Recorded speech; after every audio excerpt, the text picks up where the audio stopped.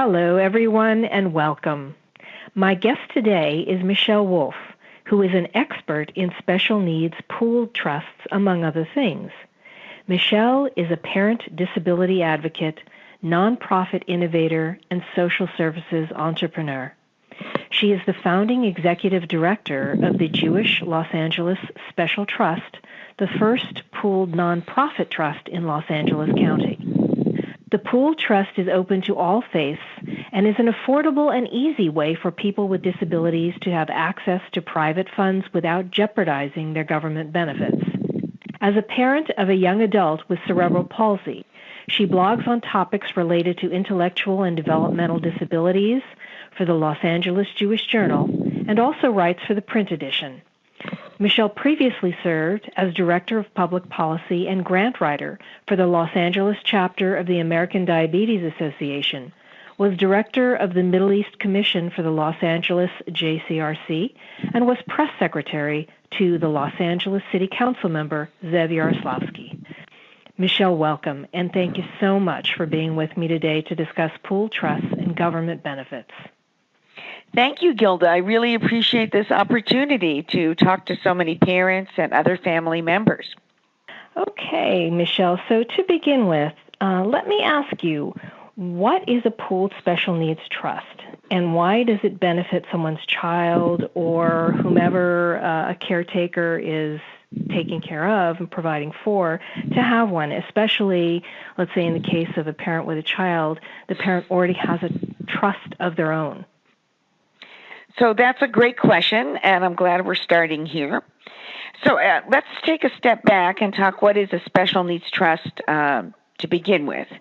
So a special needs trust is a financial instrument to make sure that a person with a disability can either become eligible for or keep eligibility for important government benefits, such as SSI, Medicaid, which we call Medi-Cal in California, in-home supportive services, Section 8, and food stamps. So all of those programs have income and asset limits. Particularly the asset limit only allows you to have $2,000 at any one time. If you want to legally have additional funds available, people need a special needs trust. And a special needs trust can only be used for the sole benefit of the beneficiary, and it has to be irrevocable. Otherwise, it's counted as a resource by SSI and other government programs. So, so it's a wonderful tool, and frankly, rich people have been using them for years. And every trust needs a trustee. And so what wealthy individuals have traditionally done is they've used their banks, they've used commercial trust companies, or they've used their law firms. And unfortunately, what middle-class families have had to do is use a family member. And although that sounds like a good idea on the face of it, why not use a family member who loves and cares for the beneficiary? It turns out using a family member as the trustee is not at all the recommended best practice because it's complicated to be a trustee. There are legal issues, there's tax issues, and then there's this really important interpersonal issue. So a trustee has to be able to exercise sole discretion over the use of the funds in a special needs trust. So that means if you're asking a sibling to take on the role of trustee for their brother or sister after the parents pass, that sibling is going to have to say, I'm sorry, Joe, I know you really want to get that really cool sports car, but you're going to have to get a Camry instead.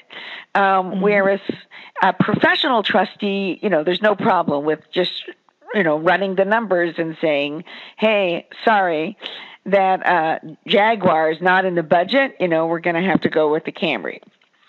So a pooled trust is a really great way for those middle-class families to be able to have professional trustee services. Most professional trustees won't even talk to you unless you have at least $500,000. That's for professional licensed fiduciaries. And then the banks and the law firms I mentioned, they don't really want to be your trustee until you have $1 million. So what about all those families who have less than $500,000? What do? So the answer is a pooled special needs trust. They were created by Congress 26 years ago. They all, by congressional law, must be a nonprofit. They all operate with a master trust written by a trust and estate attorney. And then clients enroll by signing a simple legal agreement known as a joinder. Everyone has their own subaccount, but funds are pooled only for investment purposes. In investment portfolios. So it ends up being very similar to a mutual fund that many of your listeners may be familiar with. So the funds actually, they all go into the pool, but the individual funds that a certain family, let's say, would put in are always there and available for them. I assume that these are extremely safe vehicles in terms of investment and so forth. That's exactly right. We use Charles Schwab custodial accounts, and people have a choice of 3 different portfolios. They're all similar to retirement portfolios, so they're technically known conservative growth, and moderate growth, earning between 3 and 5%. And as your investment income probability goes up, so does the risk. So actually, the majority of our clients have opted for the most conservative option, which is 20% stock and 80% bonds and other fixed cash investment vehicles. And the money is segregated by subaccount. So it's kind of the best of both worlds. You're getting professional trustee services, you're getting a high-level master trust written by an expert, and you're getting professional trustee services at a fraction of the cost of that. Let's say professional fiduciaries charge $150 an hour, whereas our total enrollment fee for 12 months is $1,250. And we do a lot more than just give out money. We view ourselves as much more than an ATM. We're a nonprofit and we're a social service agency. So we spend a lot of time really getting to know our clients, helping them develop a spending plan. And it's really all about what the client wants in terms of their life goals, looking at optimal independence, looking at quality of life. So no 2 clients have the same spending plan because no 2 individuals are the same. So we're able to customize the expenditures through this great tool called a restricted use Visa card through our financial partner, TrueLink Financial. And what we do for most of our clients is come up with an annual spending plan, and then every month, a monthly allotment or an allowance is loaded onto that TrueLink Visa card. And then the clients go out and spend their money just like anyone else does using their plastic. Oh, that all makes really good sense, and that all sounds actually like a wonderful vehicle for people in certain income brackets to use, and the fact that you also get involved in the family planning side, I think is great, because a lot of people could have this resource available to them but not really have an idea of how to plan it out properly and how to use it. And you say that these funds are treated more or less like investments funds or like retirement plan vehicles, that sort of thing. How does it pan out tax-wise for the people who invest in these trusts? So, if everything goes right, people do have capital gains, right, on the investments in their portfolio. So the thing is, most of our clients are coming in with our average is around $45,000.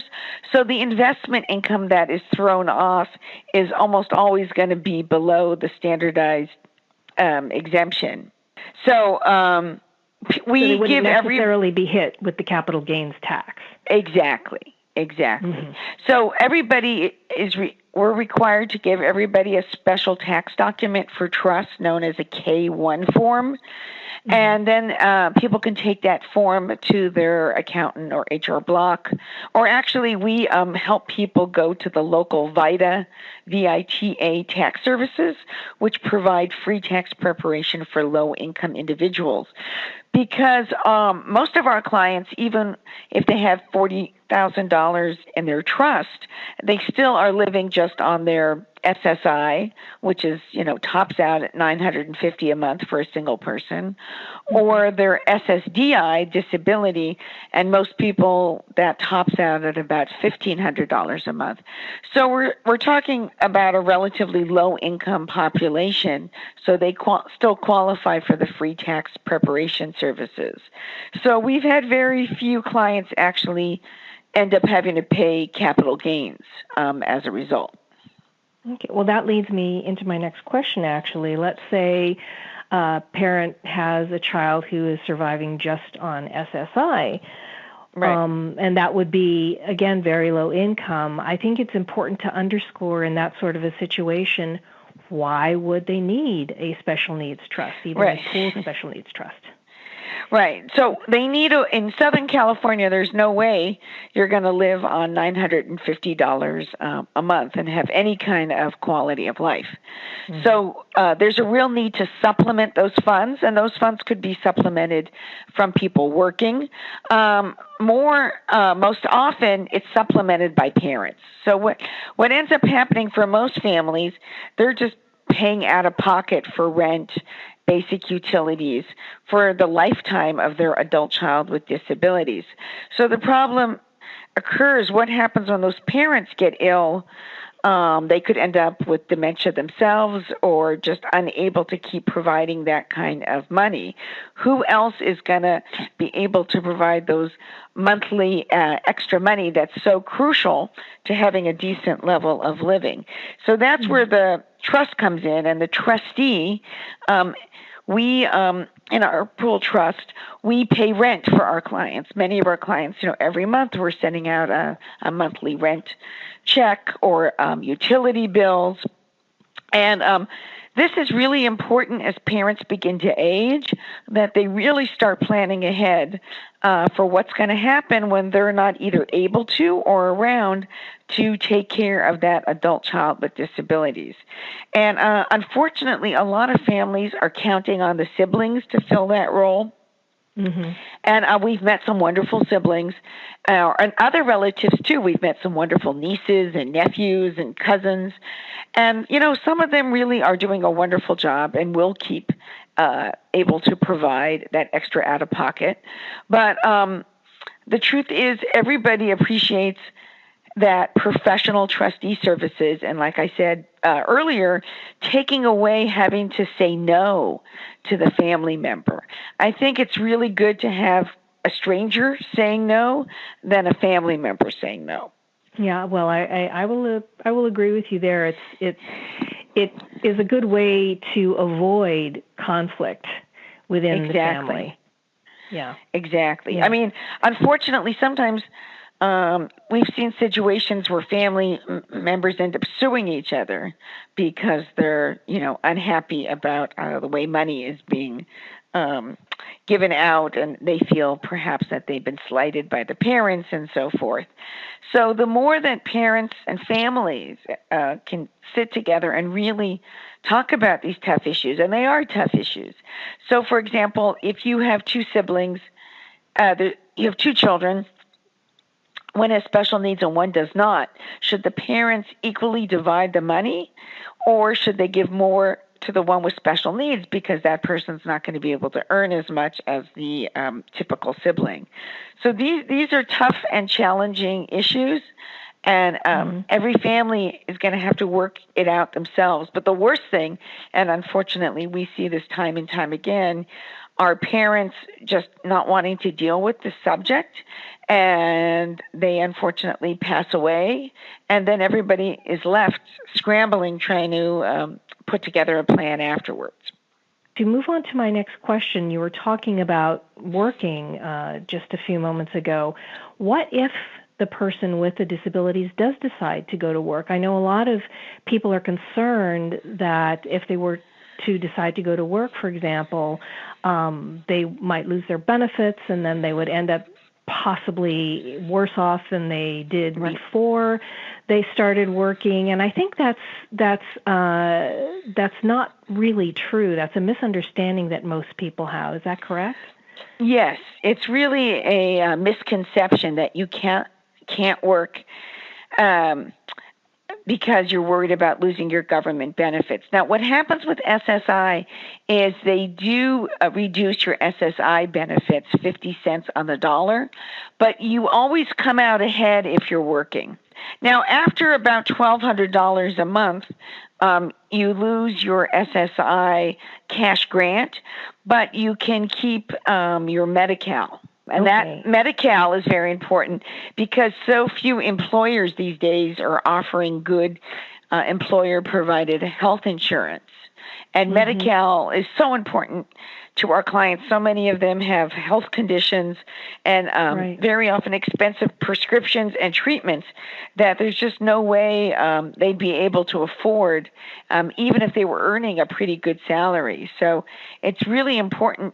It's even more important to keep the Medi-Cal than it is to keep the SSI, because one hospitalization, could cost $40 or $50 or $60,000 easily. Right. Now, is there a cap on the income with regard to the Medi-Cal, where they would lose the Medi-Cal, or how is it that they get around being able to keep it? Well, the good thing about Medi-Cal is there's different types of Medi-Cal, and there's something called share of cost. So most people with disabilities are able to keep on at least one form of Medi-Cal, even if they're having to pay a partial share of cost. Okay. And so, like I said, keeping the Medi-Cal even with the share of cost is worth it, because not only are you getting the prescription medication help and of course the hospitalization, but you also are able to get the in-home supportive services, the IHSS, and you can get up to 283 hours a month of paid in-home help. And that's huge. That keeps people, out of nursing homes, and it keeps them independent. So keeping that Medi-Cal eligibility is really crucial.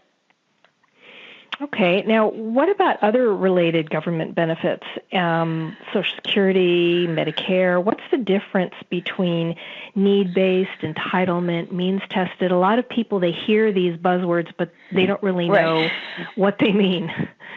Right. And just to make everyone feel better, my husband, who works for JPL and actually sends rockets to Mars, he still doesn't really understand the difference between Medi-Cal and Medicare. So don't feel bad. This stuff is confusing. So needs-based benefits, that depends on your income, and income is how much money you're bringing in every month, and then assets, and that's how much money is in your bank account. Also would include things like stocks and bonds. So on the need-based side, we have supplemental security income, that's SSI, and we have Medi-Cal. And outside of California, that's your Medicaid program. And then there's other benefits that do not depend on your income or your assets. So Medicare is one of those programs. Any American who's over 65 pretty much is going to get Medicare. You could be Bill Gates and get Medicare, and you could be, a homeless person over 65 and get Medicare. And then the one area that people get really confused on is called SSDI, Social Security Disability Insurance. That's when people say they're going on disability, that's what they mean. But in the disabled population, SSDI takes on another meaning, because if you have a parent who's worked, the required number of quarters, retires, and then starts to draw their regular Social Security retirement income, if they have an adult disabled child, that adult disabled child can get 50% of whatever that parent is receiving from Social Security. So in other words, let's say the parent is receiving $1,200 a month. That adult disabled child could get $600 a month. And then after that parent passes away, the adult child can get 75% of what that parent was earning. So that would be $900. Yeah, for a lifetime. And that's so in this example, that would be $900 a month.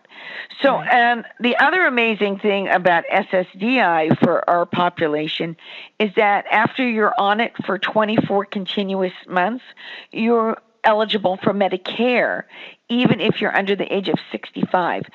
So we have many middle-aged clients who actually, I call it, get all four pieces of the pie.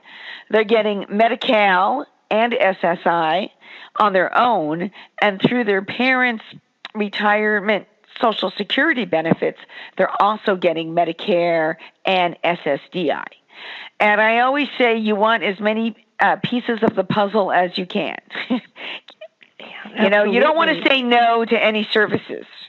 Absolutely. You can always, the more services, the better. Now, can you clarify, though, something about that for me? Okay. I was told, and this may or may not be correct, that a person who is disabled cannot simultaneously receive SSI and SSDI. They can receive whichever one is greater, but they cannot receive both simultaneously. Is that true? That's not true. No. What happens is you can only receive up to a certain maximum. So what happens is if you have SSDI, let's say it's $600 a month, and remember I said the monthly income right now, the ceiling is about $1,100 a month. Okay. So you would only, your SSI would be the difference between the ceiling and what you're receiving on SSDI. Okay, so it is possible, even though it would max out at a certain point, it is possible to receive both at once as long as you're not up at that maximum number. Right, but it's going to It's going to max it. Right now, it's about a little over $1,100. I think it's $1,150. I think is the max right now. It changes every year. Okay. So let me move on to my next question. I know that there are other types of trusts, and I realize you're not an attorney and that your specialty is the pool trust. Right. But would you recommend that someone perhaps speak to not only your organization, but perhaps attorney, if they have access to one, to determine which type of trust would be best for them in their particular situation? Because I know there are individual trusts. Absolutely. I mean, you definitely, every family should have an estate plan and talk to a trust and estate attorney. So it's particularly important if you own property in California that you have something called a living trust. So the property is put into that living trust, and that avoids probate down the road, because probate in California has particularly high burden. So it does get very complicated. And you do need an expert to help you sort it out. And especially people in California, we've got a lot of people on second or third marriages. And so that can complicate the issues and becomes even more important to sort it out with an expert. Well, so what are the most important takeaways from this discussion that you think people should be sure to remember, or perhaps something that I haven't asked that you think is important for our listeners to know? Well, number one, it's really important to understand that government benefits only take you to the poverty line.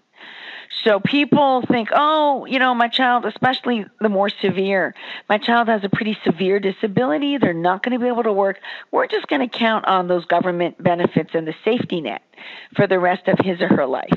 And really that is condemning that person to really a life of poverty and deprivation.